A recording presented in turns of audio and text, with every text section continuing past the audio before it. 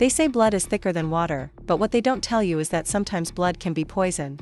My name is Margaret, and I'm about to tell you how my own daughter lied to my face, abandoned me in a place that smelled like disinfectant and broken dreams, and how I made her pay for every single betrayal. This isn't just a story about family dysfunction, this is about what happens when the wrong person underestimates the quiet strength of a 72-year-old woman who has absolutely nothing left to lose. Before we jump back in, tell us where you're tuning in from, and if this story touches you, make sure you're subscribed, because tomorrow, I've saved something extra special for you. The morning that would change everything started with coffee. That tasted like disappointment and the sound of my daughter Lisa's key turning in my front door. I'd been living in the same modest two-bedroom house in suburban Minneapolis for 43 years, ever since Harold and I bought it as newlyweds with dreams bigger than our bank account. The mortgage had been paid off for 15 years, the garden still bloomed every spring like clockwork, and every corner held memories of a life well lived. At least, that's what I thought until that Tuesday in September when my world tilted sideways. Lisa breezed through my kitchen like she owned the place, her designer heels clicking against the linoleum I'd been meaning to replace for the past decade. She was carrying 2 Starbucks cups and wearing that particular smile she'd perfected in high school, the one that meant she wanted something but was going to make me think it was my idea. At 51, Lisa had inherited Harold's sharp jawline and my stubborn streak, but she'd wrapped both in a package of corporate efficiency that had served her well as a pharmaceutical sales manager. She made good money, lived in a house 3 times the size of mine in the suburbs of Edina, and had raised 2 children who barely remembered my name despite living 20 minutes away. "Morning, Mom," she said, setting down the coffee cups with the kind of theatrical flourish that immediately put me on guard. "I brought your favorite, vanilla latte with an extra shot." I accepted the cup but didn't drink from it immediately. After raising Lisa and watching her navigate 33 years of manipulative tactics, I'd learned to read the weather patterns of her moods. The expensive coffee was storm clouds on the horizon. "What's the occasion?" I asked, settling into my usual chair at the kitchen table. The morning sun streamed through windows I'd cleaned just the day before, casting everything in golden light that made even Lisa's calculating expression look warm. "Can't a daughter just bring her mother coffee?" She laughed, but it sounded rehearsed. "Actually, I do have some exciting news. Remember how you've been talking about wanting to travel more since Dad passed?" The mention of Harold sent the familiar pang through my chest. He'd been gone for 3 years now, taken by a heart attack so sudden and brutal that I'd spent months feeling like I was living in someone else's life. Harold had been my anchor, my best friend, my partner in everything from balancing the checkbook to deciding which TV shows were worth our time. Without him, the house felt too big and too quiet, filled with the echo of conversations we'd never have again. "I've mentioned it, yes," I said carefully. "Harold and I had always planned to see Europe when we retired, but his pension from the postal service and my savings from 25 years as a school secretary had barely covered his medical bills. After the funeral expenses, there wasn't much left for grand adventures." Lisa leaned forward, her eyes bright with what looked like genuine excitement. "Well, I have the most incredible surprise for you. You know how well things have been going for me at work lately? The promotion, the bonus, everything?" I nodded. Lisa had been particularly proud of her recent success, though she'd shared few details beyond the fact that her salary had increased substantially. She'd always been private about her work, claiming it was too complicated for me to understand. I'd stopped asking for specifics years ago. "Well, I want to do something special for you. Something Dad would have wanted." She reached across the table and took my hand, her manicured fingers warm against my work-worn skin. "I want to send you on a Mediterranean cruise. 3 weeks, Mom. Greece, Italy, Spain, all the places you and Dad used to talk about visiting." For a moment, I couldn't speak. The generosity of it, the thoughtfulness, the fact that she'd remembered Harold's dream of seeing the Greek islands, it felt like a gift I didn't deserve. "Lisa, that's incredibly generous, but I couldn't possibly accept. Mom, please. Let me do this for you. You've given me so much over the years, and I know things have been tight since Dad's medical bills. This is my chance to give back." Her voice cracked slightly, and I saw tears gathering in her eyes. "You deserve to see the world. You deserve to have adventures. And honestly, I think getting away from this house, away from all the memories, might be exactly what you need." I looked around my kitchen, at the coffee mug Harold had used every morning for 20 years still sitting in the cabinet, at the calendar on the wall still marking appointments he'd never keep. Maybe Lisa was right. Maybe I was too attached to the past, too comfortable in my grief.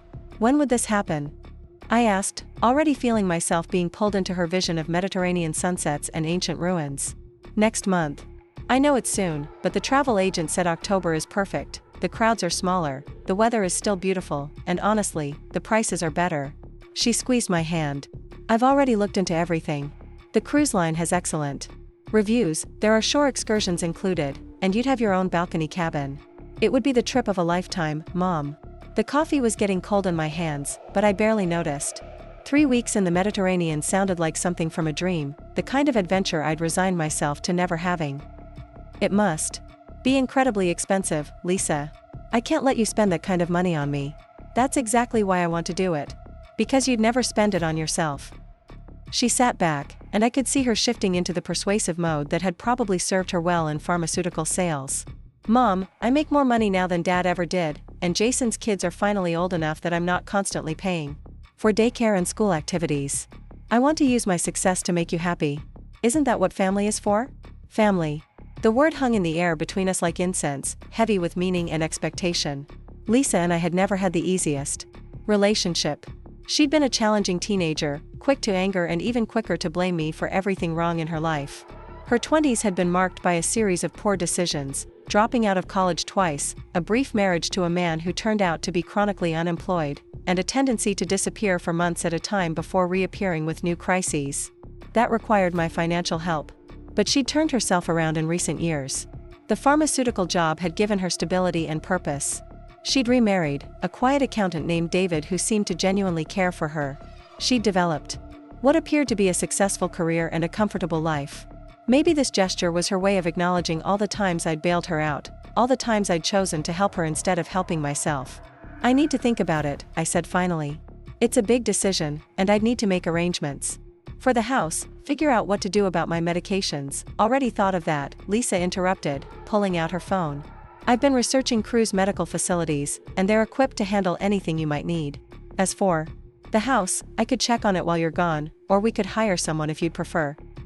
The speed with which she'd anticipated my concerns should have been my first warning, but instead, I found it reassuring. Lisa had clearly put thought into this, had considered the logistics and obstacles.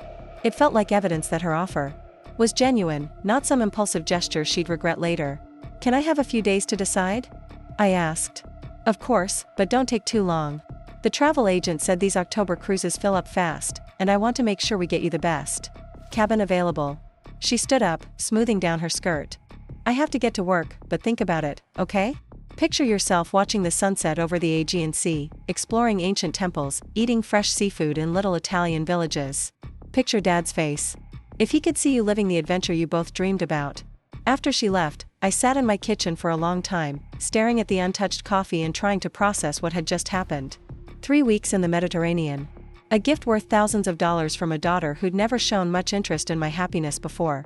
It felt too good to be true, but then again, maybe I'd been too cynical about Lisa's motives for too long. I spent the next 2 days researching Mediterranean cruises online, reading reviews and looking at photos of the ships and destinations. The more I learned, the more excited I became. The cruise Lisa had described sounded legitimate and luxurious, exactly the kind of once-in-a-lifetime experience I'd never have been able to afford on my own. Maybe this was my chance to finally step outside the careful, constrained life I'd built around loss and limitation. When Lisa called on Thursday evening, I was ready with my answer. I'd love to go, I told her, and the joy in her voice seemed absolutely genuine. Mom, that's wonderful. I'm so excited for you.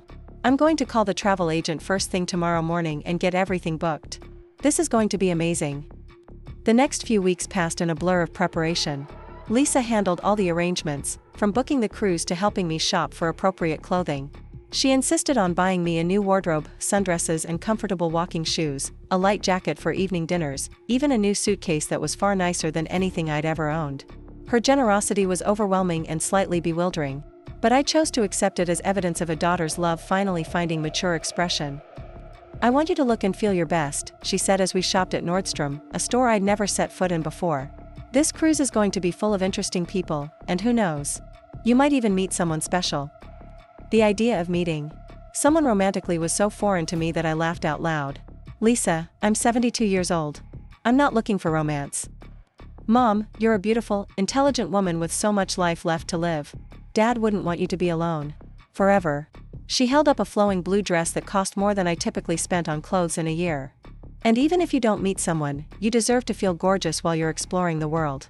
Her words touched something deep inside me that I'd thought was permanently buried with Harold. Maybe she was right. Maybe I had been too quick to write off the possibility of joy, adventure, even companionship in whatever years I had left. The night before my departure, Lisa came over to help me finish packing. She was unusually quiet as we folded clothes and organized toiletries, and I found myself watching her face for clues about what she was thinking. "Are you having second thoughts about this?" I asked as we struggled to fit everything into the new suitcase. "Not at all," she said quickly. "I'm just going to miss you. 3 weeks feels like a long time."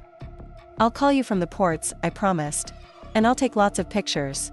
"Actually, Mom, about that," she paused in her folding, a cream-colored sweater draped over her hands. "The ship's internet can be really expensive and unreliable. Don't feel like you have to check in constantly. I want you to focus on enjoying yourself, not worrying about staying in touch."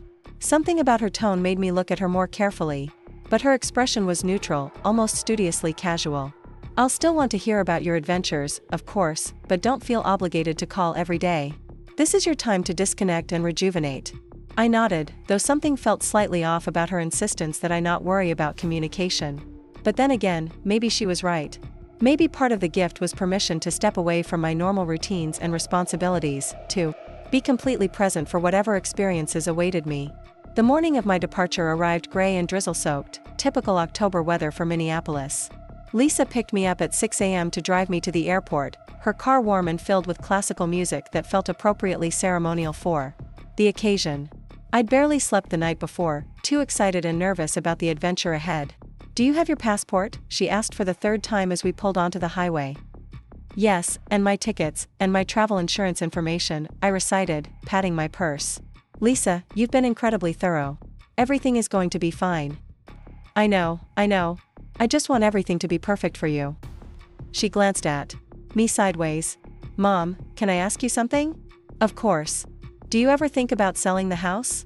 The question caught me off guard. "Selling the house? Why would I do that?" It's a lot of space for one person. And the maintenance costs, the property taxes, heating bills for rooms you never use. Have you ever considered downsizing? Maybe moving into one of those nice senior communities where you wouldn't have to worry about upkeep?" I stared out the window at the familiar landmarks flashing by, the grocery store where Harold and I had shopped for decades, the park where we'd walked every evening when the weather was nice.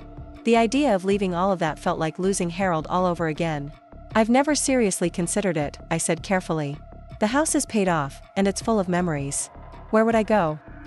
"Oh, I'm not pushing anything," Lisa said quickly. "I just want you to know that you have options. There are some really beautiful places now, more like resorts than retirement homes. And think about how much easier life would be without worrying about snow removal and gutter cleaning and all those things Dad used to handle." The conversation felt oddly timed. Why bring up such a major life change right before I left for vacation? But maybe that was exactly why she'd chosen this moment. Maybe she wanted me to spend the next 3 weeks thinking about possibilities, instead of staying stuck in the past. "I'll think about it while I'm gone," I said, which seemed to satisfy her. At the airport, Lisa insisted on walking me all the way to the security checkpoint, carrying my new suitcase and fussing over details. Like a nervous mother sending her child off to summer camp.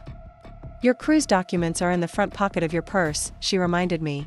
"And remember, you don't board the ship until tomorrow afternoon, so you have tonight in the hotel in Fort Lauderdale to rest and get acclimated." "I remember," I said, though part of me was grateful for her attention to detail. Traveling alone felt more daunting now that the moment had actually arrived.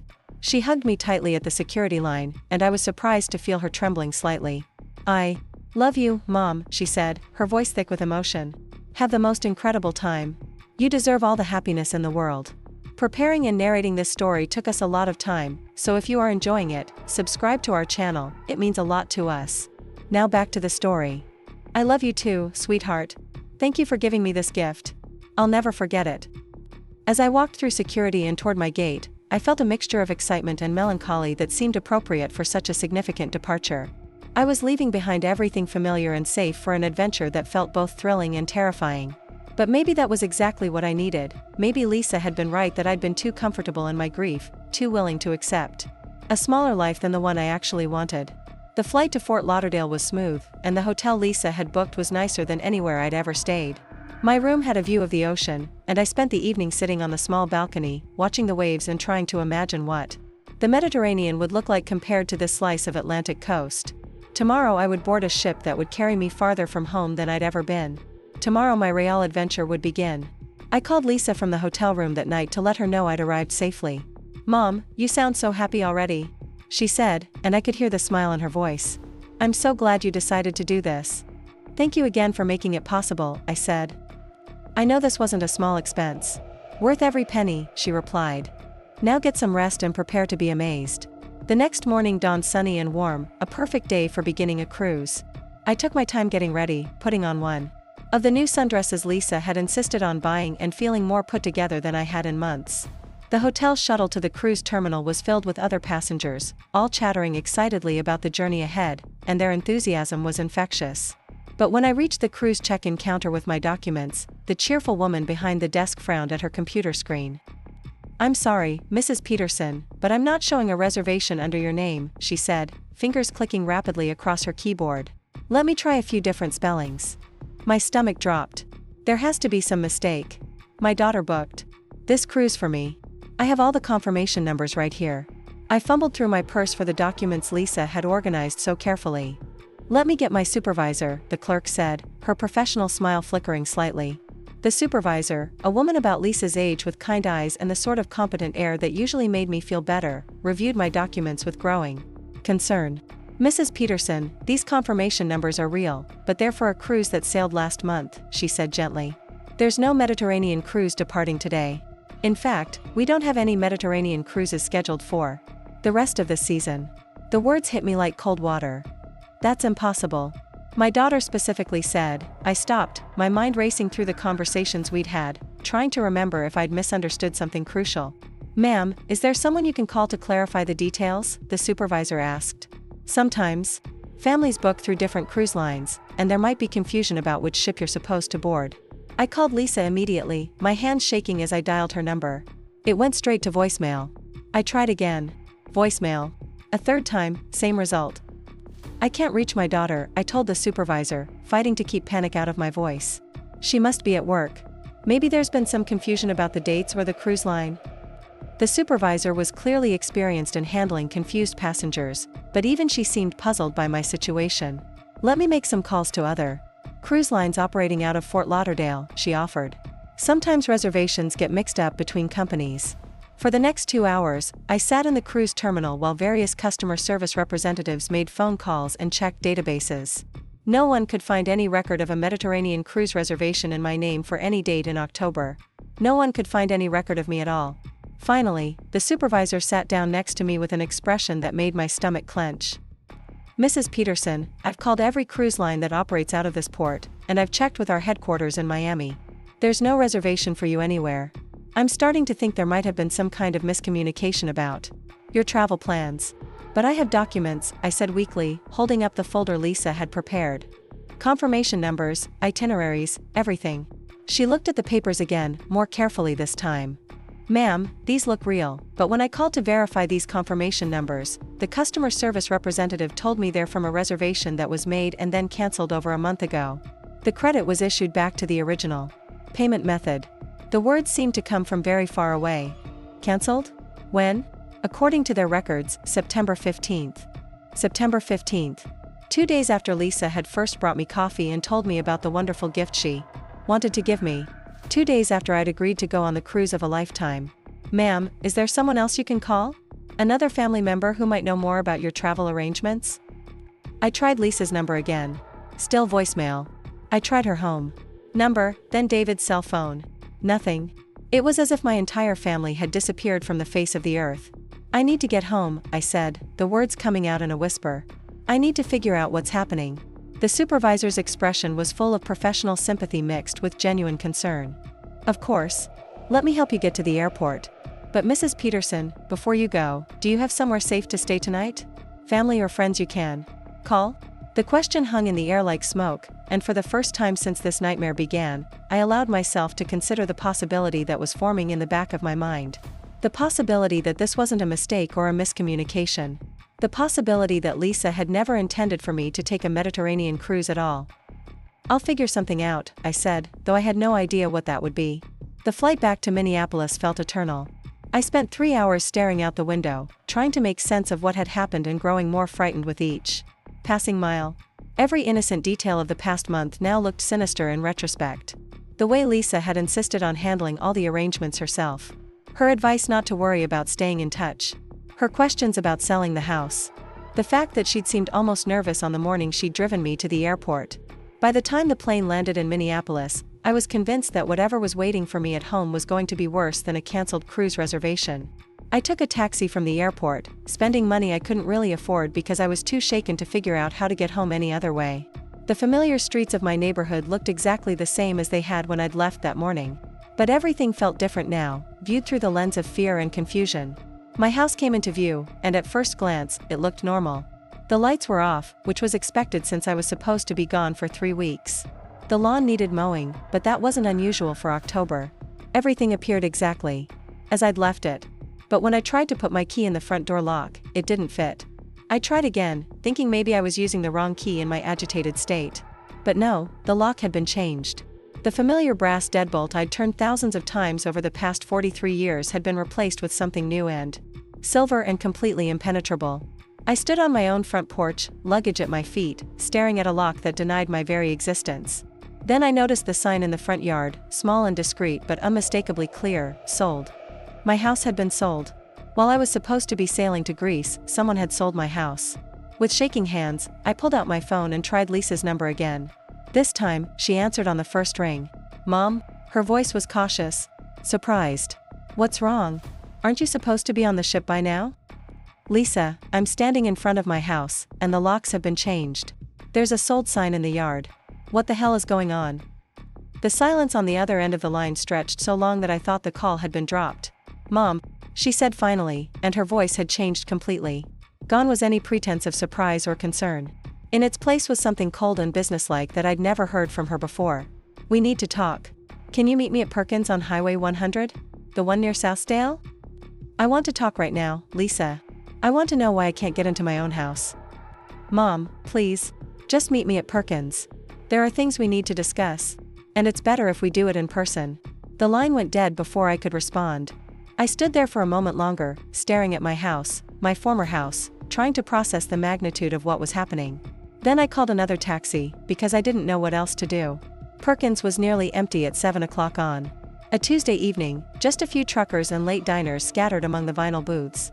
I chose a table near the back where we could have some privacy for whatever conversation was about to destroy what was left of my understanding of my own life.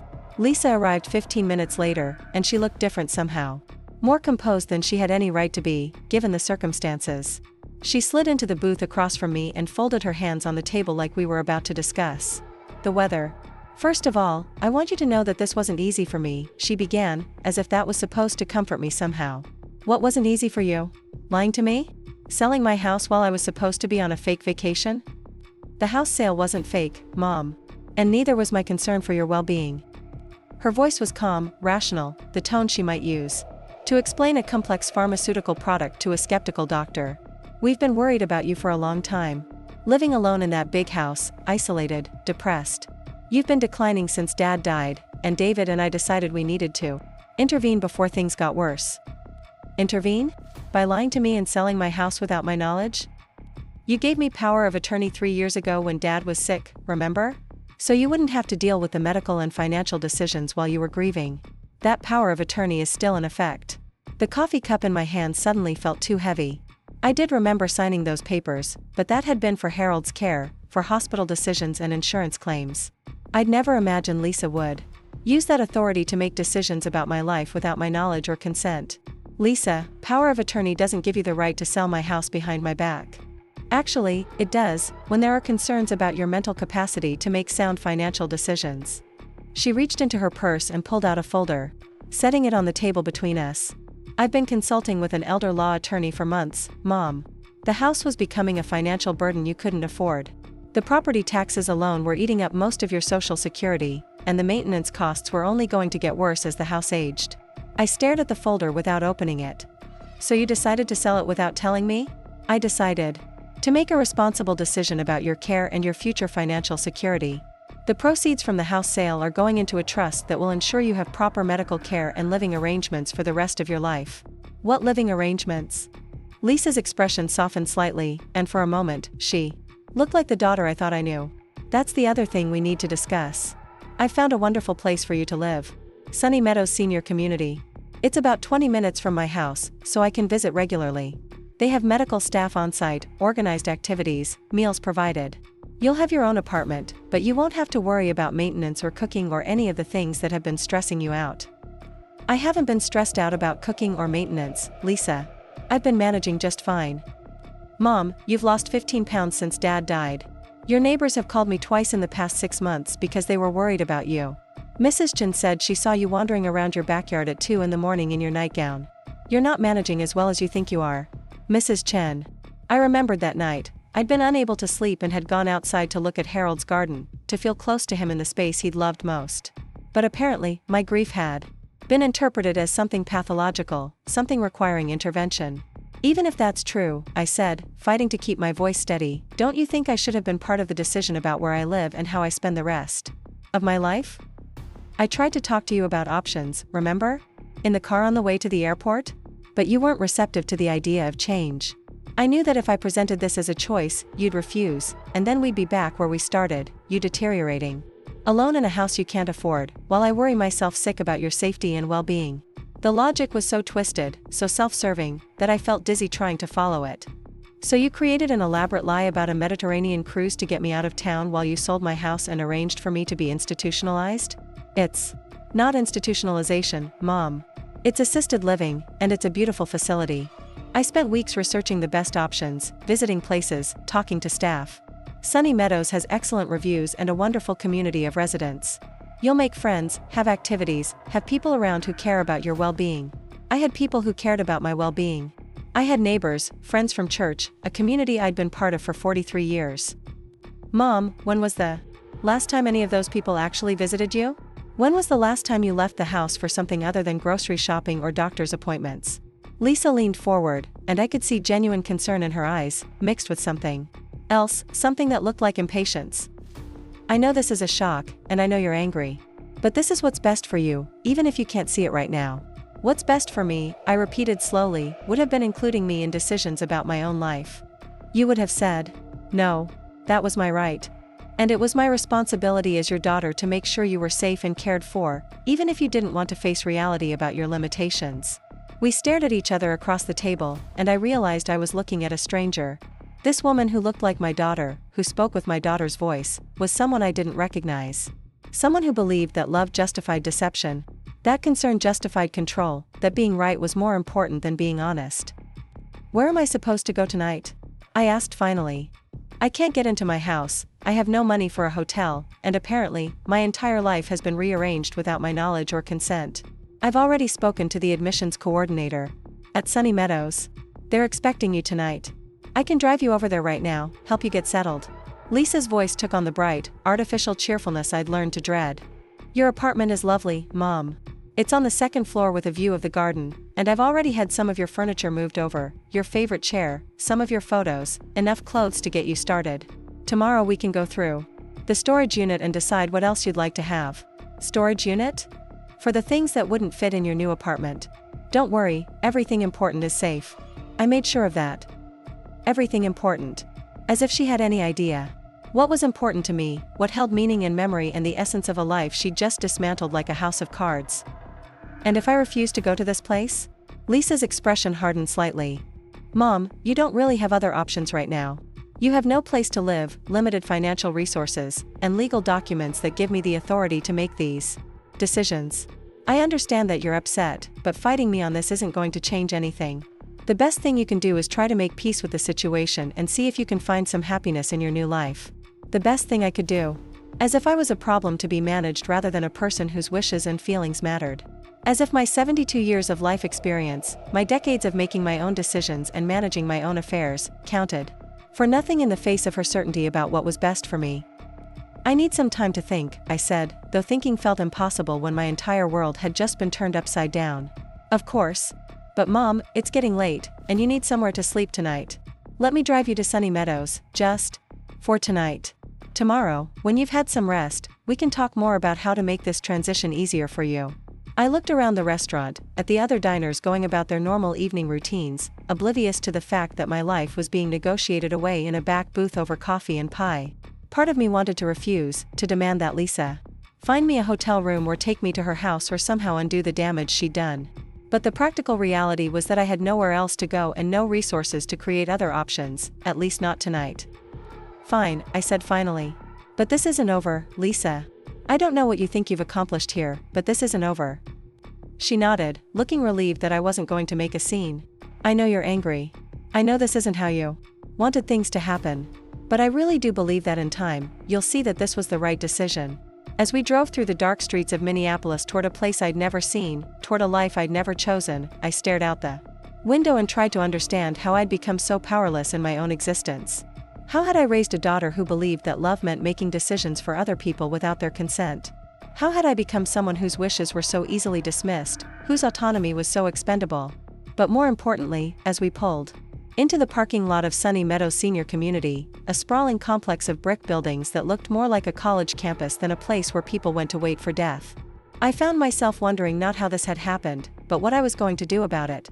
Because Lisa was wrong about one thing. This wasn't over. This was just the beginning.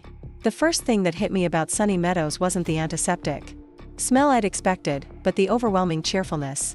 Everything was beige and mauve and aggressively pleasant, from the motivational posters featuring kittens hanging from tree branches to the artificial flower arrangements that bloomed eternally in their plastic perfection. The lobby buzzed with the forced activity of people trying very hard to convince themselves they were living rather than simply waiting to die. Lisa walked beside me through the reception area, her heels clicking against polished linoleum while she pointed out amenities like a real estate agent showing a reluctant buyer around a property they couldn't afford to refuse. The fitness center, with its collection of gentle exercise equipment designed for bodies that were running out of warranty. The craft room where residents could spend their remaining years making potholders and painted rocks. The library stocked with large print romance novels and memoirs of people who'd actually lived interesting lives. Mrs. Peterson, welcome to Sunny Meadows. The woman who greeted us had the kind of aggressively warm demeanor that immediately made me suspicious. She was maybe 45, with highlighted hair and a smile that looked like it had been surgically attached to her face.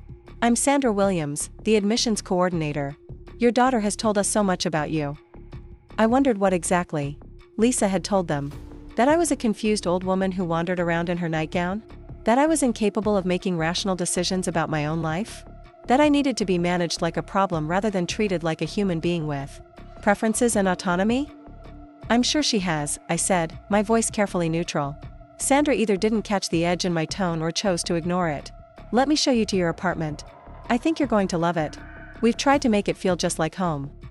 Nothing could feel like home because home had been sold out from under me while I was being deceived about a vacation that never existed.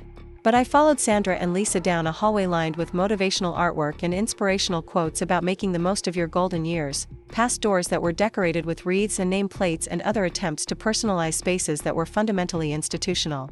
My apartment was on the second floor, just as Lisa had promised, with windows that looked out over a garden that was probably beautiful in spring but looked dormant and slightly depressing in the October twilight.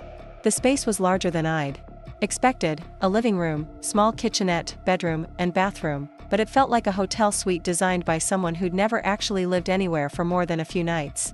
Lisa had indeed moved some of my furniture. My favorite reading chair sat by the window, looking lost and out of place in its new environment. A few of my photo albums were stacked on the coffee table, and some of my clothes hung in the bedroom closet. But it was like seeing pieces of my life scattered in a museum exhibit, recognizable but stripped of context and meaning. The kitchenette is perfect for light meals and snacks, Sandra was saying, though most of our residents take their meals in the dining room. It's a wonderful way to socialize and meet your neighbors. We have 3 mealtimes daily, and our chef is excellent at accommodating dietary restrictions. I wasn't listening to her sales pitch. I was staring at the wall where my wedding photo used to hang in my kitchen, now mounted above a generic sofa I'd never seen before. Harold and I on our wedding day, young and hopeful and convinced we had forever ahead of us. The photo looked smaller here, diminished, like our 42 years of marriage had been reduced to a decorative accent in someone else's idea of what my life should look like. Mom, what do you think? Lisa's voice cut through my thoughts. Isn't it lovely? And look, you can see the garden from both the living room and bedroom windows. What I could see was a view of carefully maintained landscaping designed to look natural while being completely controlled. Precisely planted. Flowers that bloomed on schedule, walking paths that led nowhere meaningful, benches positioned for optimal viewing of nothing in particular. It was nature as decoration, life as performance, freedom as an illusion carefully maintained by people who were paid to make sure you never forgot you were being supervised. "It's very nice," I said, because I was too tired and too overwhelmed to fight anymore that evening. Sandra beamed as if I'd just declared it the most wonderful place on earth. "I'm so glad you approve. Now, let me go over some of the logistics. Breakfast is served from 7 to 9, lunch from 12 to 1:30, and dinner from 5 to 7. We ask that residents sign up for activities at least 24 hours in advance so we can plan appropriately. There's a nurse on duty 24 hours a day, and we have a wonderful activities coordinator who I'm sure you'll love working with."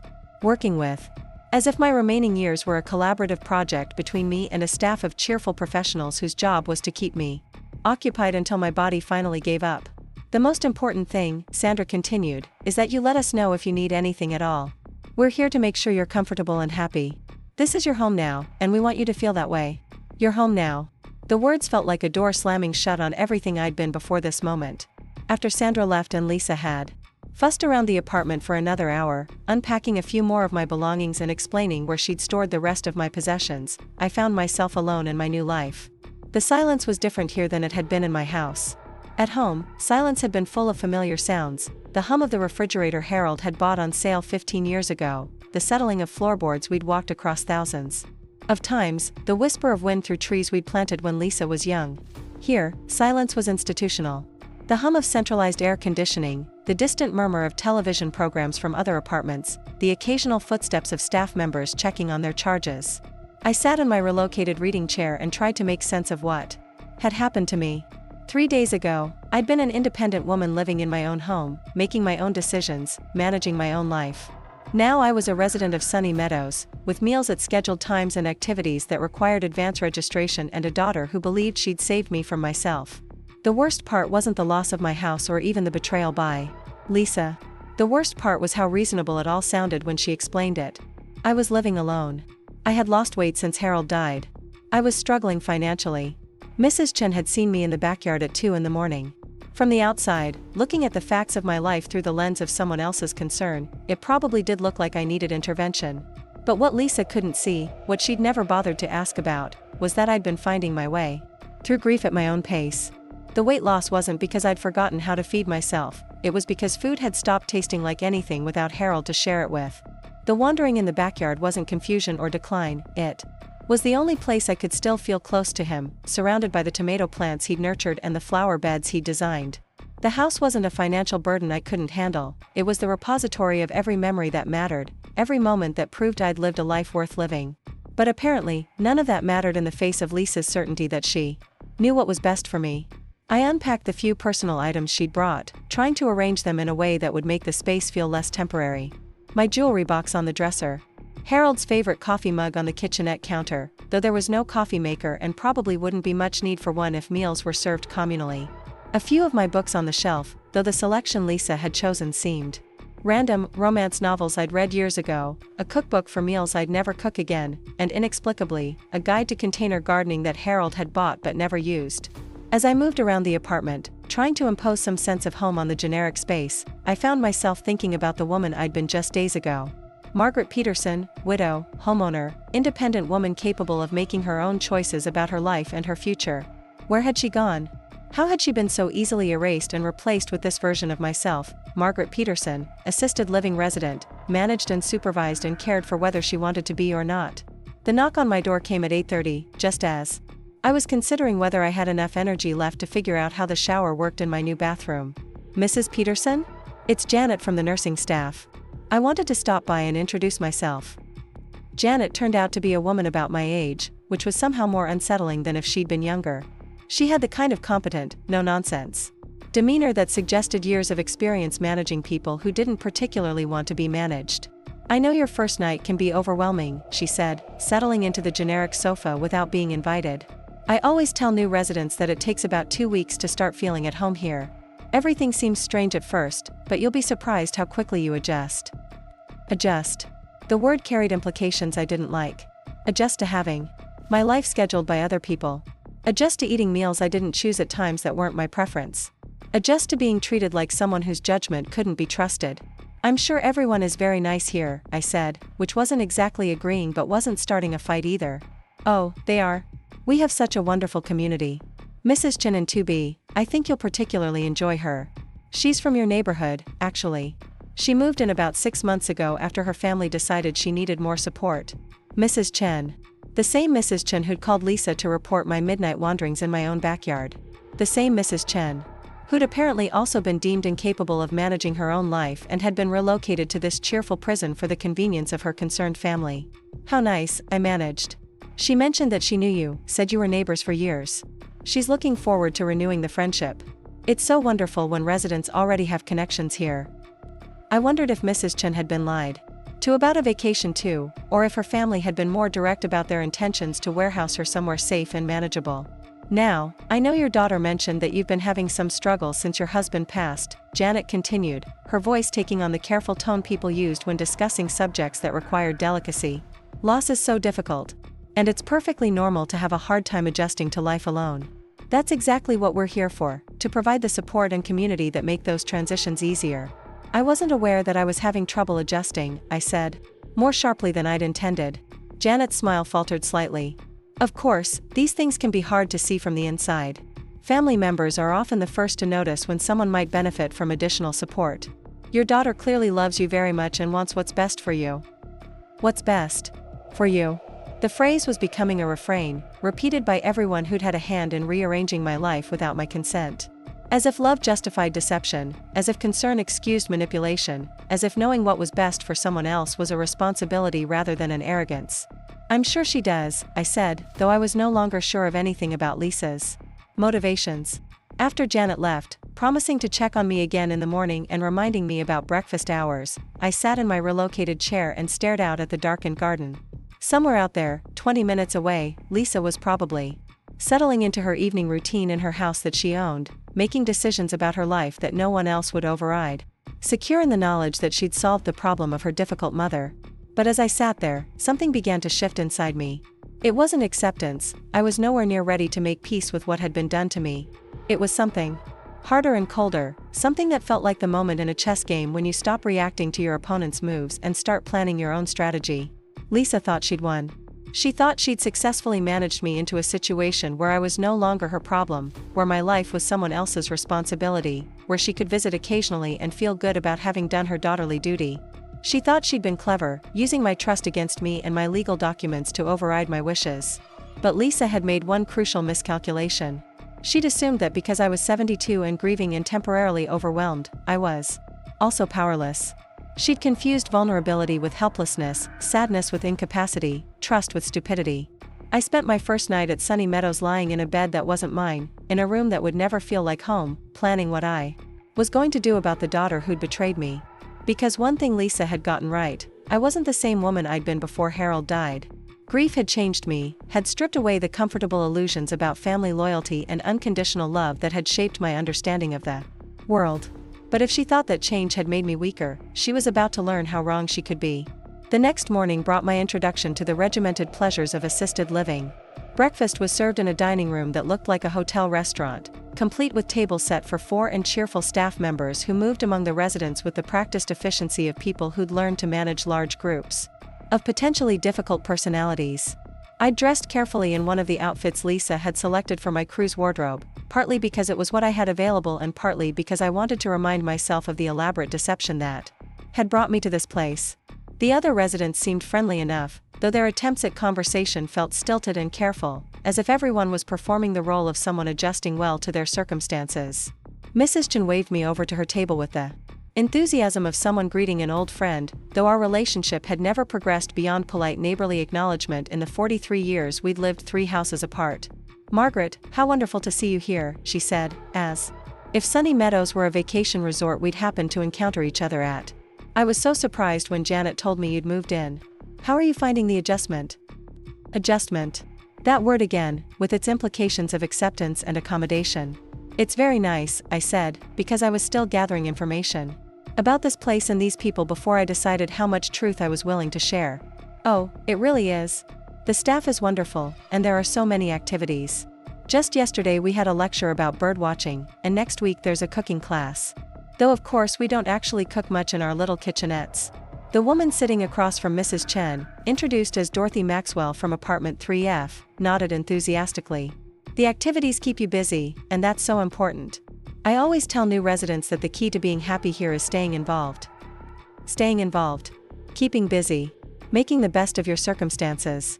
All the gentle euphemisms people used to avoid acknowledging that this was a place where people came to live out their remaining years under the supervision of others, no matter how kindly that supervision was administered. How long have you been here? I asked Dorothy. Oh, almost 2 years now. My son and daughter-in-law felt it would be safer for me after I had a little fall in my apartment. Nothing serious, just a twisted ankle, but they worried about me living alone. She smiled brightly, but there was something hollow behind it.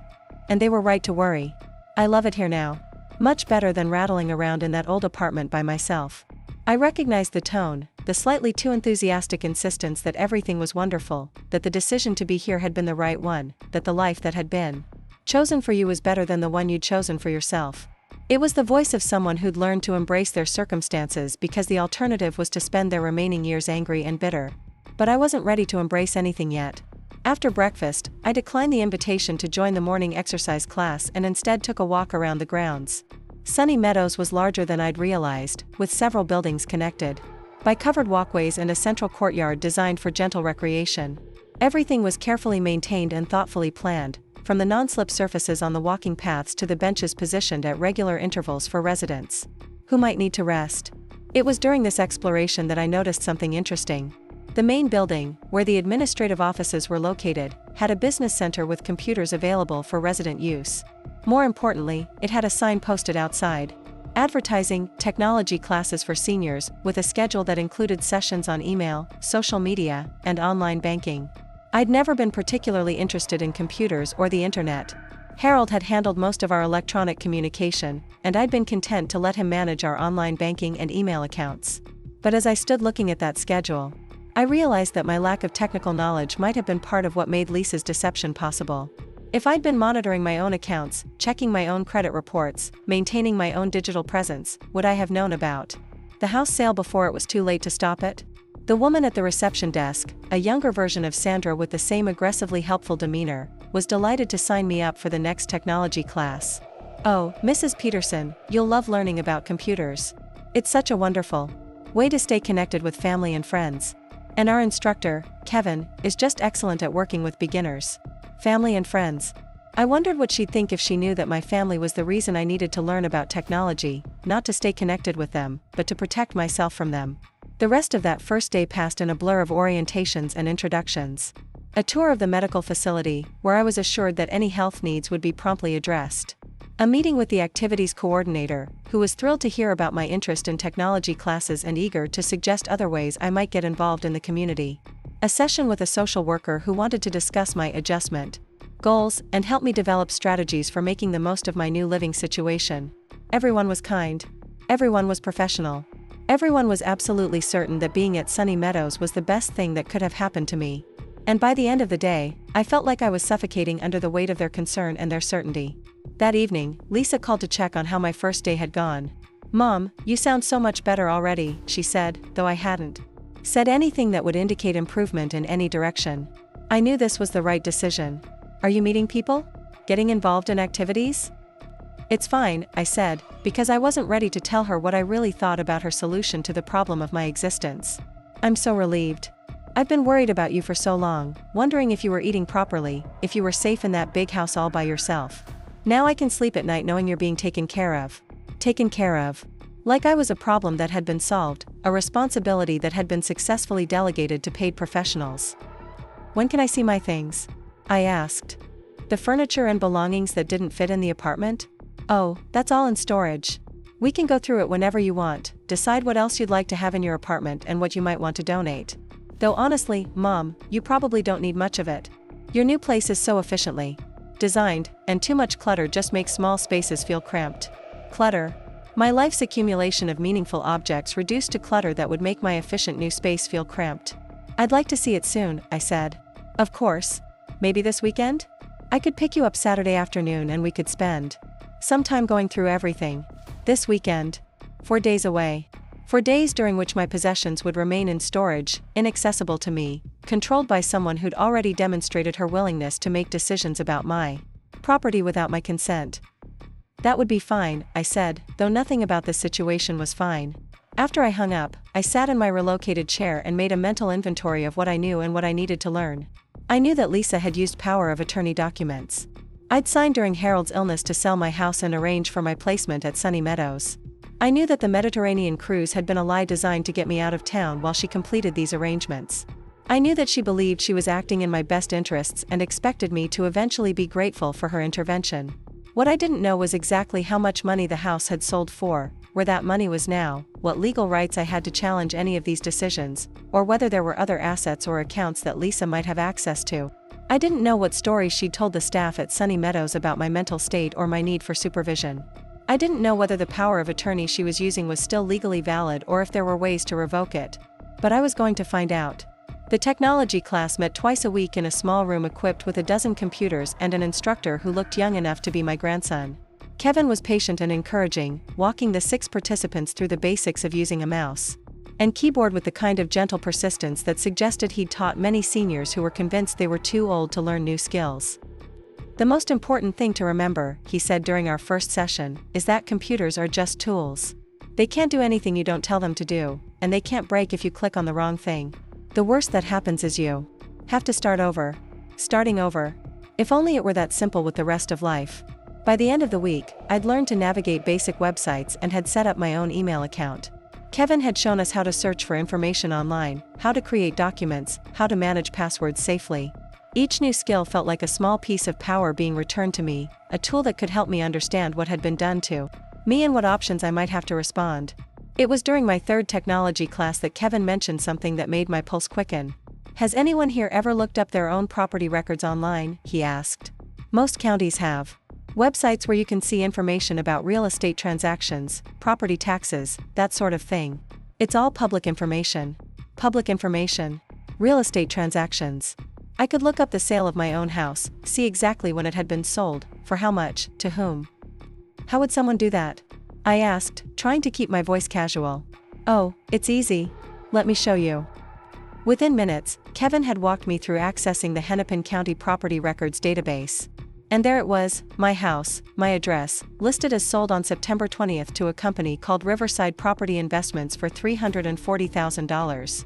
September 20th. 5 days after the cruise reservation had been canceled. 2 weeks before Lisa had told me about her generous gift. My house had been sold to an investment company before I'd even agreed to take the trip that was supposed to get me out of town while the transaction was completed. But more importantly, $340,000 was substantially more than I'd expected. The house was old and needed some updates, but apparently the real estate market had been kinder to my property values than I'd realized. Even after paying off the small remaining balance on Harold's medical bills and covering the costs of my relocation to Sunny Meadows, there should be a significant amount of money left over. Money that was supposedly being held in trust for my care, according to Lisa. Money that I had no access to and no information about, despite the fact that it had come from the sale of my property.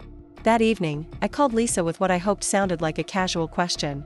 I was talking to some of the other residents about the cost of living here, I said, and I realized I don't really understand how my expenses are being covered. Could you explain how the trust fund works? There was a pause on the other end of the line. Mom, you don't need to worry about any of that. Everything is being handled properly. I'm not worried, I'm just curious. I'd like to understand how my finances are structured now. The trust is set up to cover all your living expenses and medical care for the foreseeable future. The attorney who helped me establish it said it should be more than adequate for your needs. Which attorney? Another pause. Mom, why are you asking about all this? Is someone at Sunny Meadows telling you that you should be managing your own finances? Because that's exactly the kind of stress we were trying to eliminate from your life. I'm just trying to understand my situation, Lisa. I think that's reasonable. Of course it's reasonable, but you don't need to worry about the details. The important thing is that you're safe and comfortable and all your needs are being met. Safe and comfortable and all your needs are being met. But what about my need to understand what had been done with my money? What about my need to have some control over my own financial resources? What about my need to be treated like an adult capable of understanding her own circumstances? I'd like to meet with the attorney who set up the trust, I said. Mom, that's really not necessary. He's very busy, and honestly, the legal language would just be confusing. I can answer any questions you have. I'd still like to meet with him. The silence stretched long enough that I wondered if the call had been disconnected. Finally, Lisa spoke, and her voice had an edge I'd never heard before. Mom, I need you to understand something. The decisions that have been made about your care and your finances were made because there were concerns about your ability to manage these things on your own. Fighting me on every detail isn't helping anyone, and it's certainly not going to change anything. What kind of concerns? The kind that get documented when family members are trying to protect someone they love from making decisions that could be harmful to their welfare. Documented. The word sent a chill through me. What exactly had Lisa documented? What had she told lawyers and social workers and medical professionals about my mental state? What kind of record had she created to justify the actions she'd taken? I think we should talk about this in person, I said. I agree. I'll pick you up Saturday as planned, and we can discuss all of this when we go through your belongings. But Mom, I hope you'll keep an open mind about everything that's been done for you. For me. Not with me or because of me, but for me, as if I were the passive recipient of other people's decisions about my welfare. After she hung up, I sat in my institutional living room and tried to process what I'd just learned. Lisa had not only sold my house and moved me into assisted living. Without my knowledge, she'd also created some kind of documented case for my mental incompetence. She'd built a legal and financial structure that gave her control over my money and my living arrangements, and she'd done it all while telling me about Mediterranean cruises and new wardrobes and the wonderful adventures I was going to have. But she'd also made a mistake. She'd assumed that I would be so overwhelmed and grateful that I wouldn't ask questions, wouldn't demand information, wouldn't challenge the version of reality she'd constructed. She'd underestimated the woman she'd raised, the woman who'd navigated 42 years of marriage and widowhood and financial struggles without her help. And now I had computer skills, internet access, and a growing understanding of just how thoroughly I'd been manipulated. More importantly, I had time, something Lisa probably thought I'd spend adjusting to my circumstances and making the best of my situation. Instead, I was going to spend it learning everything I could about the legal and financial arrangements that had been made in my name. I was going to find out exactly what Lisa had done, how she'd done it, and what options I had to undo it. Because if she thought placing me in Sunny Meadows was the end of this story, she was about to discover that it was actually just the beginning. Saturday morning arrived with the kind of crisp autumn air that would have sent me into my garden to harvest the last tomatoes and prepare the beds for winter. Instead, I found myself sitting in the passenger seat of Lisa's BMW, watching familiar neighborhoods roll past while she chattered about her busy week and how well I seemed to be adjusting to my new environment. Her voice had that careful brightness people use when they're trying to convince themselves that an uncomfortable situation is actually perfectly fine. The storage facility was one of those sprawling complexes on the outskirts of the city, rows of identical metal buildings that housed the displaced possessions of people whose lives had been downsized by circumstance or choice. Lisa pulled up to Unit 47B and began fishing through her purse for keys that should have been mine. I know this is probably overwhelming, she said as she worked the combination lock, but I tried to pack everything as carefully as possible. Most of your furniture is here, and I made sure to wrap all the fragile items properly. The metal door rolled up to reveal my life reduced to a 10-by-12 concrete box. My dining room table, the one Harold and I had bought for our first apartment and refinished 3 times over the years, now sat covered in moving blankets next to boxes labeled in Lisa's neat handwriting. Kitchen items, books, Harold's workshop tools, photo albums, bedroom furniture, Christmas decorations. 43 years of shared life packed away like inventory in a warehouse. I know it looks like a lot, Lisa continued, stepping into the space and beginning to shift boxes around, but most of it is things you really don't need anymore. The kitchen items, for instance, you have that nice little kitchenette at Sunny Meadows, so you don't need a full set of pots and pans. And Harold's tools, well, there's really no use for those now, is there? I walked deeper into the storage unit, running my hands over furniture that held decades of memories. The rocking chair where I'd nursed Lisa as a baby. The cedar chest where Harold had stored his military uniforms and the letters I'd written him during his deployment. The desk where I'd paid bills and written Christmas cards and helped Lisa with her homework when she was young enough to want my help. What happens to the things I don't take back to the apartment? I asked. Well, we could donate them. There are several charities that would be grateful for furniture in this condition. Or if there are specific items that have sentimental value, I could store them in my garage for a while. In her garage. Like my memories were lawn equipment. That could be stashed away until they were convenient to deal with. I began opening boxes, partly to see what Lisa had deemed important enough to pack and partly to buy myself time to think. The box labeled "Photo Albums" contained exactly what it promised: decades of family pictures, vacation snapshots, school portraits of Lisa from kindergarten through high school graduation. But as I flipped through them, I noticed something odd. Many of the photos from Lisa's childhood and teenage years were missing. Not whole albums, but specific pictures, the ones where she looked awkward or unhappy, the ones that captured moments of family tension or disappointment.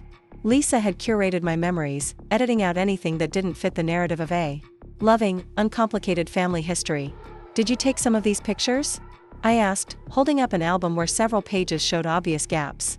"Oh, I just borrowed a few for a project I was working on," she said without looking at me. "I meant to tell you. I wanted to make a scrapbook for David, you know how he loves family history." A project. A scrapbook. More likely, she'd removed any photographic evidence that contradicted her version of our relationship, any visual reminder that our family dynamic had been more complicated than she was now pretending. The box labeled "Important Papers" was more revealing. It contained some of my documents, birth certificate, social security cards, insurance policies, but other things were missing. The original copy of Harold's will, the deed to the house, financial statements and tax returns from recent years. Either Lisa had been remarkably selective about what she considered important, or she deliberately kept the most significant documents under her own control. "Where are the financial records?" I asked. "Bank statements, investment account information, that sort of thing? I have all of that in my files at home. It's safer there, and since I'm managing your finances now, it makes more sense for me to keep everything together." Managing my finances. The phrase made my teeth clench, but I kept my voice even. "I'd like to see those documents. I want to understand what assets we're working with."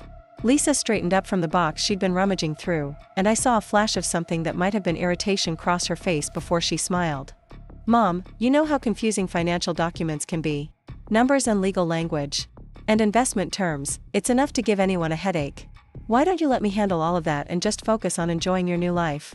"Because it's my money, Lisa. From my house, from Harold's life insurance, from 40 years of saving and planning for our retirement. I think I have a right to understand how it's being managed." The silence in the storage unit was heavy with tension. Lisa set down the box she'd been holding and turned to face me fully. "Mom, do you remember signing the power of attorney documents when Dad was sick?" "Of course I remember. That was for his medical care and for financial decisions if you became unable to make them yourself. That power of attorney is still in effect." "I'm not unable to make financial decisions, Lisa. I'm sitting here having a perfectly rational conversation with you about my own money. Are you?" Her voice had gotten quieter, more serious. "Because the woman I've been watching for the past 3 years has been making some pretty questionable choices. Letting bills pile up, forgetting to eat, wandering around outside in the middle of the night. The attorney I consulted said that family members have a responsibility to step in when they see signs of diminished capacity." Diminished capacity. The words hit me like a slap. "What attorney?" "Robert Morrison from Morrison and Associates. He specializes in elder law, and he's helped lots of families navigate these kinds of situations." I knew that name. Morrison and Associates had advertised in the local paper, offering services for protecting elderly family members from financial exploitation and poor decision-making. Their ads always featured testimonials from grateful adult children who'd successfully gained control over their aging parents' assets. "You had me evaluated without my knowledge?" "I had you evaluated because I was concerned about your welfare. And the evaluation confirmed what I'd been seeing, someone who was struggling to manage the basic requirements of independent living." "What evaluation?" "I was never evaluated by anyone." Lisa's expression shifted, becoming more careful. "Not a formal evaluation, exactly. But Dr. Peterson at your family practice expressed concerns when I called to ask about your general health. And the social worker I spoke with at the Senior Services Center said that many of the behaviors I described were consistent with early cognitive decline." My family practice. The doctor I'd been seeing for 15 years, who knew nothing about my daily life beyond the brief interactions during annual checkups. A social worker I'd never met, making assessments based on Lisa's descriptions of behaviors she'd interpreted through the lens of her own assumptions.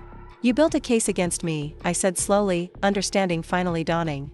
"You talked to professionals and presented them with your version of my mental state, and then used their responses to justify taking control of my life." "I built a case for protecting you from yourself," Lisa corrected. "And everything I told them was true." You have lost weight, you have been isolating yourself, you have been making poor financial decisions. What poor financial decisions? Mom, you were still paying for cable television with premium channels you never watched. You had 3 different insurance policies that were completely redundant. You were giving money to every charity that sent you a mailing, sometimes the same organizations multiple times. That's not rational money management. Premium cable channels and charitable donations. These were the financial irresponsibilities that had justified selling my house and institutionalizing me without my consent. So you decided I was incompetent. And had me committed. I decided you needed more support than you were willing to accept, and I arranged for you to get it. And it's not a commitment, Mom. It's assisted living. You're free to leave anytime you want. Am I? With what money? You've taken control of all my assets and put them in a trust one have no access to. You've terminated my lease, you didn't have a lease. You own the house. You've sold my house without my knowledge or consent. Where exactly am I free to go? Lisa's composure was starting to crack around the edges. You could go anywhere you want if you were thinking clearly. But you're not, Mom. You're angry and confused and you're looking for someone to blame for the fact that your life has changed since Dad died. I'm trying to help you, and you're treating me like the enemy. You lied to me about a cruise, sold my house while I was supposed to be out of the country, and moved me into an institution. If you're not the enemy, you're doing a pretty convincing imitation. It's not an institution, it's a community. And if you'd give it a chance instead of fighting everything, you might realize that this is actually the best thing that could have happened to you. The best thing that could have happened to me. According to Lisa, losing my home, my independence, my right to make my own decisions, and my access to my own money was the best thing that could have happened to me. I turned away from her and began systematically going through more boxes, not because I was looking for anything specific anymore, but because I needed time to process what I'd just learned.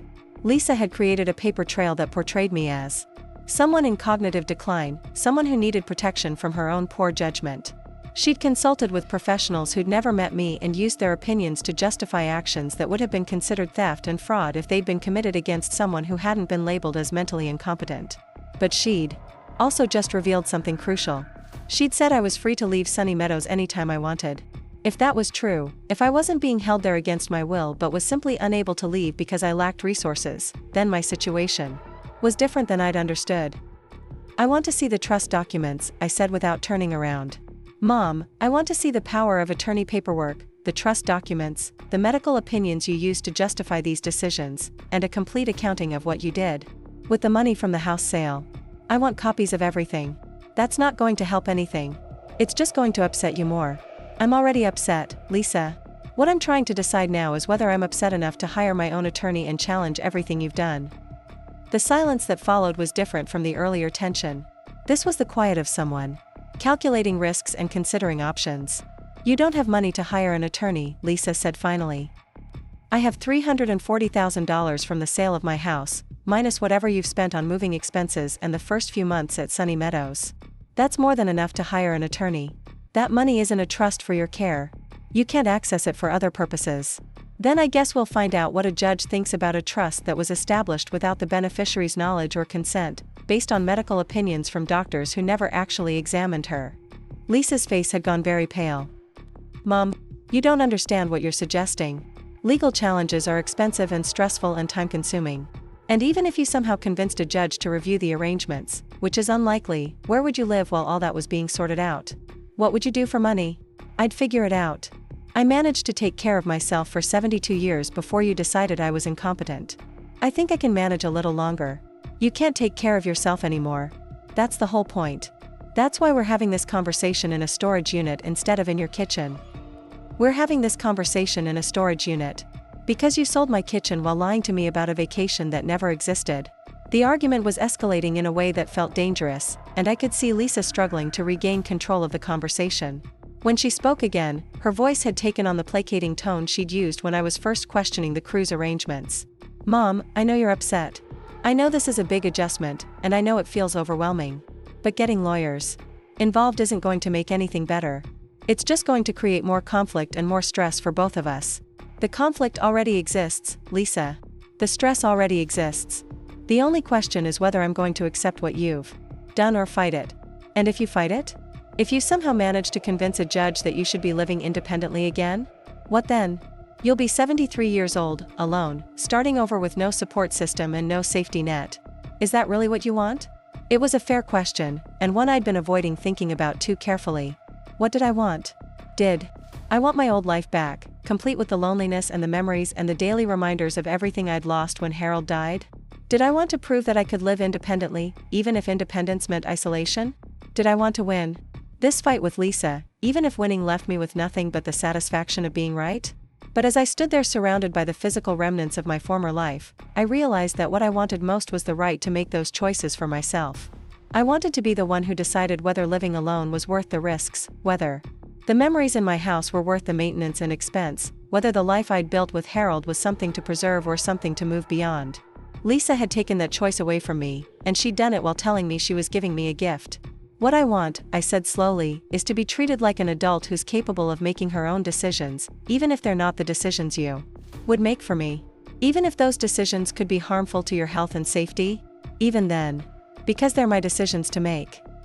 We spent another hour in the storage unit, going through boxes with an undercurrent of tension that made every interaction feel brittle. I selected a few more items to take back to my apartment: photo albums that hadn't been edited, some of Harold's books, a quilt my mother had made that Lisa had apparently deemed unnecessary for my new life. But mostly I was gathering information, making mental notes about what was there and what was missing, what Lisa had chosen to preserve and what she'd been willing to discard. By the time we drove back to Sunny Meadows, I had a clearer picture of the scope of what had been done to me. Lisa hadn't just rearranged my living situation, she'd systematically dismantled my independence and replaced it with a structure that gave her complete control over my life while allowing her to believe she was acting out of love and concern. But I also had something else, a growing sense of certainty about what I was going to do next. That evening, I sat in my apartment with the items I'd retrieved from storage spread around me and made a list of everything I needed to learn or do. I needed to understand the legal basis for the power of attorney Lisa was using. I needed to find out exactly how the trust was structured and what rights I had as a beneficiary. I needed copies of the medical opinions that had been used to justify questioning my competency. I needed to know what it would take to challenge these arrangements, and what resources I would have available if I succeeded. Most importantly, I needed to do all of this without Lisa knowing what I was planning until I was ready to act. Monday morning brought another technology class, and I approached Kevin with what I hoped sounded like casual curiosity about legal research. Is it possible to look up information about lawyers online? I asked. Like if someone wanted to know about their specialties or experience? Oh, absolutely, Kevin said, clearly pleased to have a practical application for the skills he'd been teaching. Most attorneys have websites, and there are databases where you can check their credentials and see what kinds of cases they handle. What sort of lawyer are you looking for? Elder law, I said. Someone who deals with issues affecting seniors. Within minutes, Kevin had shown me how to search for attorneys by specialty and location. I learned about bar association websites, client review platforms, and directories that listed lawyers' education and experience. By the end of the session, I had a list of 5 elder law attorneys in the Minneapolis area who seemed to have experience with cases involving disputed guardianships and powers of attorney. I also learned something else that made my pulse quicken. One of the attorneys on my list, Sarah Chen, had written several articles about financial abuse of elderly family members. Her website included case studies of situations that sounded remarkably similar to mine: adult children who'd used medical concerns to justify taking control of their parents' assets, families who'd convinced themselves they were protecting elderly relatives while actually protecting their own financial interests. Tuesday afternoon, while most of the other residents were attending a lecture on heart-healthy cooking, I used the phone in my apartment to call Sarah Chen's office. I'd like to schedule a consultation, I told the receptionist. I have some questions about a power of attorney that may have been misused. The appointment was set for Friday afternoon. Sarah Chen could see me at 2 o'clock, and the initial consultation would cost $300, money I didn't have access to, but money I was determined to find a way to pay. That evening, I called Mrs. Patterson, my former neighbor who'd helped me when I was still living in my house. "Margaret, how are you settling in at that place?" she asked, and I could hear genuine concern in her voice. "It's an adjustment," I said carefully. "Mrs. Patterson, can I ask you a favor? I need to borrow some money, just a few $100s, and I'll pay you back as soon as I can access my own accounts." "Of course, dear. How much do you need?" $300. For a lawyer consultation. There was a pause. "Are you in some kind of trouble, Margaret?" "I think I might be. Or rather, I think someone else might be in trouble when I figure out exactly what they've done." Mrs. Patterson agreed to bring me the money Wednesday afternoon, and she asked no questions beyond making sure I had her phone number if I needed anything else. Her kindness was a sharp contrast to the conditional support I'd been receiving from my own daughter. Wednesday evening, I took another walk around the Sunny Meadows grounds, but this time I was looking at everything with different eyes. I noticed the locked door that led to the main administrative area after business hours. I noticed the sign-in procedures for visitors and the way staff members monitored who was coming and going. I noticed the transportation services that were available for residents who wanted to leave the facility for appointments or errands. I was beginning to understand that while Sunny Meadows wasn't a prison, it was designed to make independent action difficult. Everything required advanced planning, coordination with staff, or assistance from family members. The structure encouraged dependence while maintaining the illusion of choice. But it was still possible to leave, and it was still possible to make phone calls and receive visitors and conduct business with the outside world. Lisa had placed me somewhere that would make it harder for me to challenge her decisions, but she hadn't made it impossible. Thursday morning brought an unexpected visitor. Robert Morrison, the elder law attorney Lisa had consulted, was waiting in the lobby when I came down for breakfast. "Mrs. Peterson, I hope you don't mind my stopping by unannounced," he said, standing to shake my hand. "Your daughter mentioned that you'd been asking questions about your legal arrangements, and I thought it might be helpful for us to have a conversation." Robert Morrison was younger than I'd expected, maybe 50, with the kind of professional polish that came from years of dealing with families in crisis. His smile was warm but calculated, the expression of someone who'd learned to project trustworthiness while managing difficult situations. "I'm on my way to breakfast," I said. "Would you like to join me?" "That would be lovely." The dining room was busy with the morning routine, residents chatting over coffee and comparing notes about their plans for the day. Morrison and I found a quiet table near the windows, and he waited until I'd gotten my food before beginning what was clearly a prepared presentation. "I understand you have some concerns about the arrangements your daughter made for your care," he said, his voice carefully neutral. "I want you to know that everything we did was completely legal and in accordance with the authority granted by the power of attorney documents you signed." Authority to do what, exactly? To make financial and medical decisions in your best interest when there were concerns about your ability to do so independently. I was never consulted about those concerns. I was never examined by anyone who could assess my mental capacity. I was never given an opportunity to address whatever problems Lisa thought she was seeing. Morrison nodded sympathetically. "I understand why that would be frustrating. But the law recognizes that people who are experiencing cognitive decline often lack insight into their own limitations. The power of attorney was designed specifically for situations where families need to act quickly to protect vulnerable adults. From what was I being protected? From financial exploitation, from living in unsafe conditions, from making decisions that could compromise your health and welfare." He leaned forward slightly. "Mrs. Peterson, your daughter showed me documentation of several concerning incidents. Unpaid bills, missed medical appointments, neighbors reporting unusual behavior. The pattern suggested someone who was struggling to manage the basic requirements of independent living." "What documentation?" "Phone records showing calls to your doctor's office about missed appointments. Copies of overdue notices from utility companies. Reports from concerned neighbors. A comprehensive picture of someone who needed more support than she was receiving." I thought about the missed doctor's appointments, routine follow-ups I'd rescheduled because they'd conflicted with other obligations. The overdue utility bills, late payments that had happened when I was dealing with Harold's funeral arrangements. And insurance claims. The concerned neighbors, like Mrs. Chen, who'd seen me in my backyard at night and interpreted grief as confusion. All of it technically true. All of it presented without context or explanation. All of it used to build a case for my incompetence that I'd never had an opportunity to refute. "And based on this documentation, you advised Lisa to sell my house and place me in assisted living?" "I advised her that she had the legal authority to make those decisions if she believed they were in your best interest. The final choices were hers. What would it take to challenge these arrangements?" Morrison's expression became more guarded. "Mrs. Peterson, challenging a power of attorney is a complex and expensive process. You would need to prove not only that you're competent to manage your own affairs, but also that the person holding the power of attorney acted against your interests rather than in them. Even if you were successful, the legal costs could consume a significant portion of your assets." "How significant?" "Easily $50,000 or more, depending on how aggressively the case was contested. And there's no guarantee of success. Courts are generally reluctant to second-guess family members who can demonstrate that they were acting out of genuine concern for an elderly relative's welfare. $50,000. A sixth of my inheritance from the house sale, just to prove that I was competent to control my own money. And that was assuming I could find an attorney willing to take the case and assuming I could somehow gain access to the funds needed to pay legal fees while the very assets I was fighting for remained under Lisa's control. Is there any other option? You could work with your daughter to modify the current arrangements. Perhaps gain access to a monthly allowance from the trust, or have more input into decisions about your care. Most families find that cooperation works better than confrontation. Cooperation. Working with Lisa to modify arrangements she'd made without my knowledge or consent. Accepting a monthly allowance from my own money as if it were an act of generosity, rather than a basic right. Mr. Morrison, can I ask you something? Of course. Do you have children? I do. 2 daughters.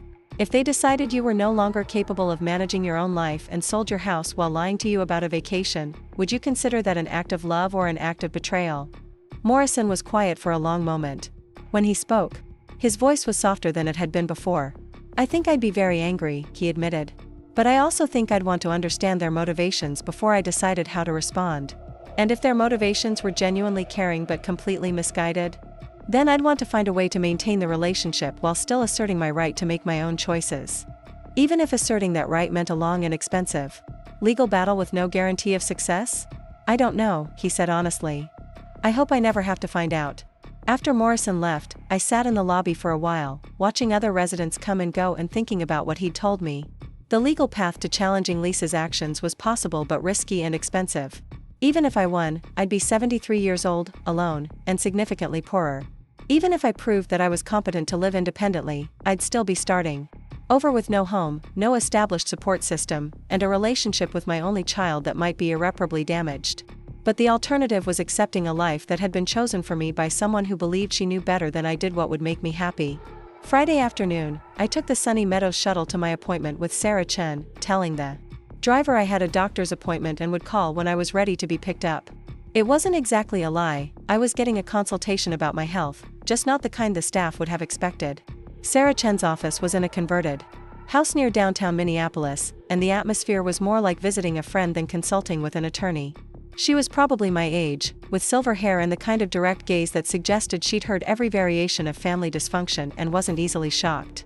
Tell me what's been happening, she said after we'd settled in her office with coffee and the kind of comfortable chairs that invited honesty. I told her everything. The fake cruise, the house sale, the power of attorney documents I'd signed during Harold's illness, the trust one had no access to, the medical opinions that had been gathered without my knowledge. She listened without interrupting, taking notes. Occasionally and asking clarifying questions that showed she understood exactly what had happened to me. How do you feel about your daughter's actions? She asked when I'd finished. Betrayed. Angry. Confused about whether she actually believes this was the right thing to do or whether she just wanted to solve the problem of having an aging mother. And what do you want to accomplish? Are you looking to punish her, or are you looking to regain control of your life? It was a fair question, and one I'd been avoiding thinking about too directly. I want my life back. But I also want her to understand that what she did was wrong, even if her intentions were good. Sarah nodded.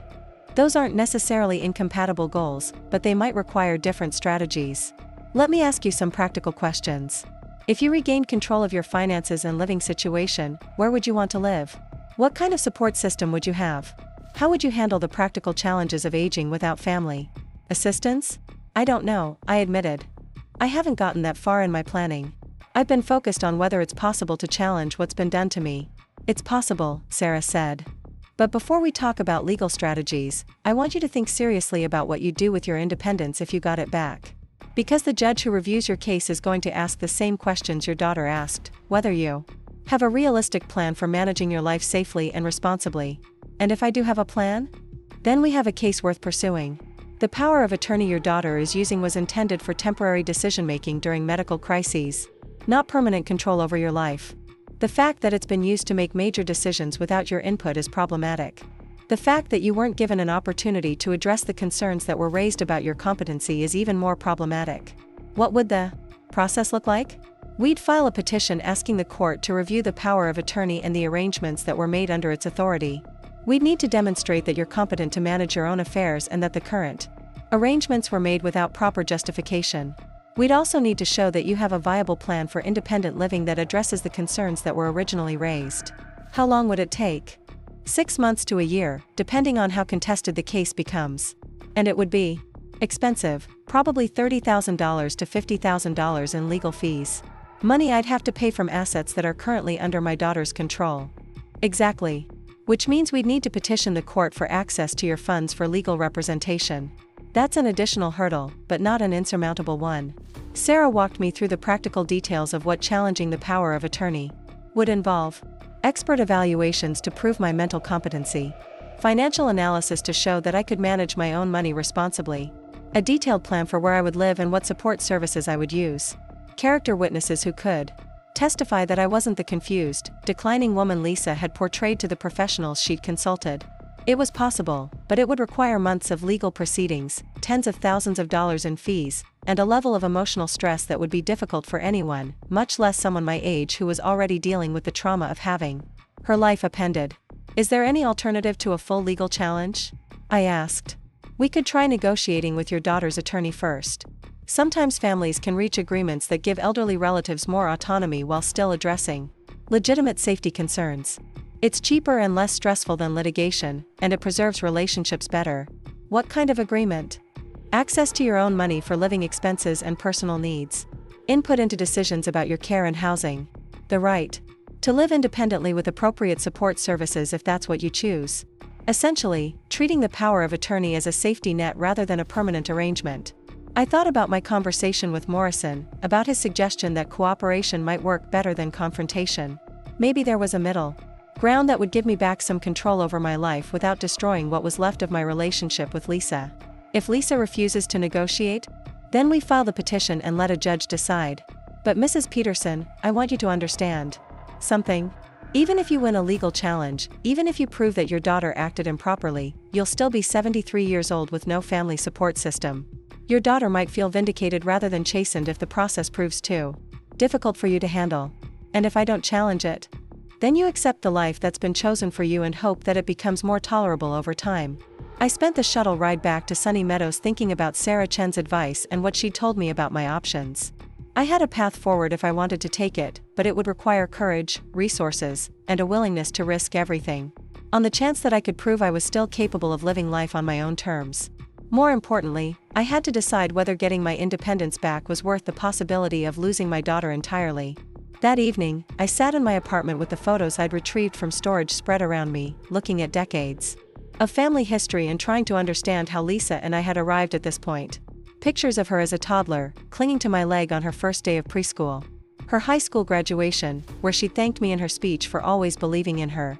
Her wedding day, when she'd cried as she hugged me and told me she hoped she could be as good a mother as I'd been to her.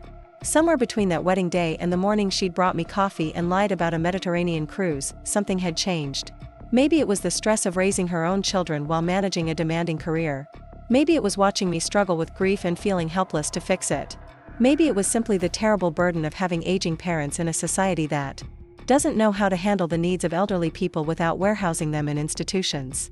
But whatever had motivated her, the result was the same. She'd decided that controlling my life was more important than trusting me to live it, and she'd done it with the kind of systematic thoroughness that suggested she'd been planning it for months. The question now was what I was going to do about it. I picked up the phone and dialed Lisa's number. "Mom, how are you feeling? You sound different. I need to talk to you about our conversation on Saturday." "Oh, good. I was hoping you'd had some time to think about everything and were feeling more settled about the arrangements. Actually, I've been thinking about getting a lawyer." The silence on the other end of the line stretched long enough that I wondered if she'd hung up. "Mom, we talked about this. Legal challenges are expensive and stressful, and they're not going to change anything." "Maybe not. But I've been thinking that I'd rather spend my money fighting for my independence than accepting a life I never chose. Even if fighting means you end up with nothing? Even then. Because at least it would be my choice to end up with nothing." Another long pause. "What exactly do you want, Mom?" "I want access to my own money. I want input into decisions about my life. I want to be treated like an adult whose wishes matter, even if they're not the wishes you would have for me. And if I say no? Then I guess we'll find out what a judge thinks about the way you've been managing my affairs." "Mom, please don't do this. Please don't turn this into a legal battle that's going to hurt both of us and solve nothing. Then don't make it necessary. Give me back some control over my own life." "I'll think about it," Lisa said finally. "But I need you to understand that any changes would have to include safeguards to make sure you don't make decisions that could put you at risk.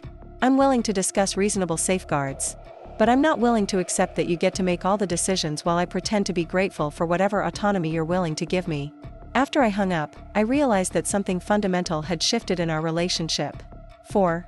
The first time since Harold died, I wasn't asking Lisa for help or trying to make her happy or worrying about being a burden to her. I was making demands and setting conditions and treating her like someone who owed me something rather than someone I owed everything to. It felt terrifying and liberating in equal measure. I didn't know whether Lisa would agree to negotiate or whether I'd end up in a courtroom fighting for the right to control my own life. I didn't know whether I had the strength for a protracted legal battle or whether I'd be able to build a sustainable, independent life if I won one. Up next, you've got 2 more standout stories right on your screen. If this one hit the mark, you won't want to pass these up. Just click and check them out.